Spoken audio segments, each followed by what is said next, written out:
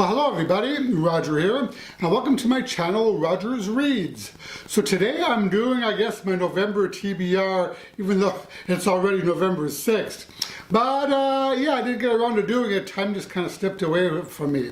Now, I'm not usually really good at TBRs because I'm kind of a mood reader. So putting together a TBR list does kind of keep me more accountable, and it makes me read books that I already have on my shelves rather than buying new or going to the library. So having a pile of books to read really does help me move through my TBR, as I do tend to get through most of them. And I usually try to pick a nice selection, a nice mixture of books for my monthly TBR. Now, of course, there's always books that show up at the library that I've requested that kind of throws a wrench into the works. Every now and then I'll get 4 or 5 of them show up at the same time, and I don't end up getting to my TBR at all.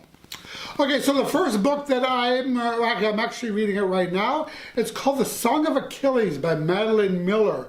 Now, this is a retelling of the legend of Achilles in the Trojan War, told from the point of view of Achilles' lover, Patroclus.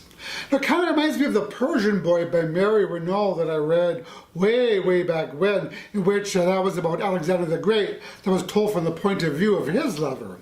So thus far, the story is really an action-packed adventure, and it's an epic love story to boot. So I'm looking forward to finishing that this month. So the next book that I'm going to read is entitled A Tree Grows in Brooklyn by Betty Smith. And I'm actually already reading this one too, as this is the current selection for my in-person book club. So it's a young girl's coming of age in the beginning of the 1900s, and the story follows her family through the good times and the bad times. It's kind of a glimpse into the life of a poor family and how they make their way in the world. So in this story we follow Francie Nolan, our heroine, as she struggles to fill her creative dreams, I guess you could say, in a harsh and often brutal environment. So far, I'm really enjoying it. Really rich, evocative writing, and I'm looking forward to seeing where the story goes. So the next book on my list for November is a book entitled Grim Lovelies by Megan Shepherd. So all I know about this one is that animals are turned into humans and are forced to do the bidding of witches. And these so-called beings, or beasties as they're called in the story, have to figure out how to deal with life in a world that's completely strange to them. Now, the heroine of this book is turned into a human girl, but then the witch who enchanted her, I believe, shows up dead, and the girl, or the beastie, is accused of the crime. So this sounds like a lot of fun. And I've seen a couple of reviews of it, and it sounded intriguing and like something I'd enjoy. So the next book that I'm going to read this month is entitled Hero of the Ages by Brandon Sanderson. Now, this is the third and final novel in the Mistborn trilogy, and I've recently read the other 2, and I've talked about them on this channel. Well, actually, there are 6 books in this series, but they're referred to as Mistborn Era 1 and Mistborn Era 2, as they take place 300 years apart, but they exist in the same world, I do believe. So this is the third and final book of the Mistborn Era 1 trilogy. And then there's 3 more books in the Mistborn Era 2, which I probably will get for a while. Now, I don't know if I'll manage to finish this book in October. It's another massive stonker of a book, a real chunkster. But I should finish it up by the end of the year, hopefully. So the next book I hope to get to this month is entitled The City of Heavenly Fire by Cassandra Clare. So this is the last book in the Mortal Instruments series.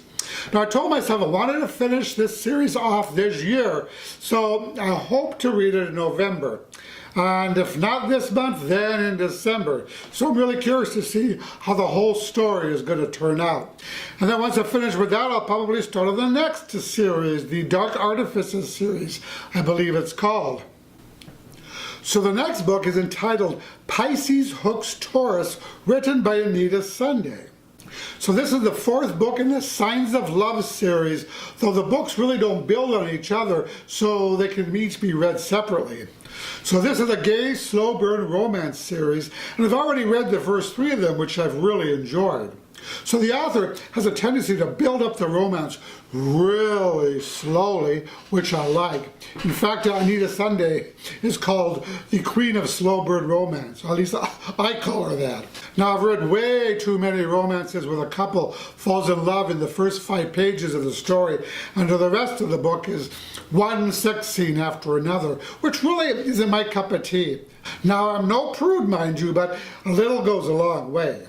So I really don't know much about this book at all, and I hope to keep it that way until I've read it.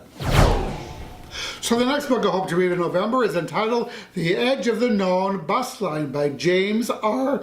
Gabinski. And I think I've talked about this book a little bit on this channel when I first hauled it. It follows a woman whose daily commute takes an abrupt turn when she's dropped off in a grotesque little shanty town at the edge of the known bustline, where people live in huts, eat dead rats, eat human flesh, and have developed cult-like religions revolving around the miracle bus routes that will someday set them free. So it sounds like a really quirky book, and I like quirky. And it's a small book, a novella, coming in at 128 pages. So, Edge of the Known Bustline. So the next book I hope to read in November is entitled An Absolutely Remarkable Thing, written by Hank Green. Now, I've followed Hank and John Green's Vlogbrothers YouTube channel for ages, so I was really excited to learn that Hank was publishing a book. So all I know about this book is that it follows a young woman who becomes an overnight celebrity before realizing that she's part of something bigger and stranger than anybody could have possibly imagined. At least that's the way the blurb went anyway. So it sounds really intriguing, and I actually purchased this as an audio book, so I'm looking forward to listening to it, which I should be able to get to within the next week because I'm almost done with Song of Achilles. So the next book I'm going to read in November is entitled Sea of Monsters by Rick Riordan. So this is the second book in the Percy Jackson and the Olympians series. I read the first one recently for Booktubeathon, so now I need to continue on with the rest of the series. I actually have quite a few Rick Riordan books behind me in a series that I want to get to, but I want to finish the Percy Jackson series first. You know, I did read this series several years ago, and I left off, I think, on book 3 or 4, and but I kind of forgot how they went. So this is a reread for me.